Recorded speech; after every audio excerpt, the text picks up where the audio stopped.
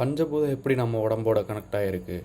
ஐம்பொறிகளும் பஞ்சபூதங்களும். நம்ம already last வீடியோவில் பேசியிருந்த மாதிரி ஐம்பொறிகள்னால் 5 பொறிகள். அது காது, கண், நாக்கு, மூக்கு மற்றும் உடல். இதெல்லாம் எப்படி பஞ்சபூதங்களோட கனெக்ட் ஆகிருக்குன்னு பார்க்கலாம் வாங்க.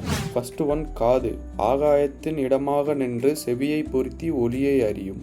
காது என்ன பண்ணுன்னா ஆகாயத்தின் ஹெல்ப்போட காதை வச்சு சவுண்டை கேட்கும். செகண்ட் ஒன் உடல். காற்றின் இடமாக நின்று மெய்யை பொருத்தி ஊற்றை அறியும். உடம்பு என்ன பண்ணும்னா காற்றின் ஹெல்ப்போட உடம்பை வச்சு உணர்வை தெரிஞ்சுக்கும். தேர்ட் ஒன் கண்.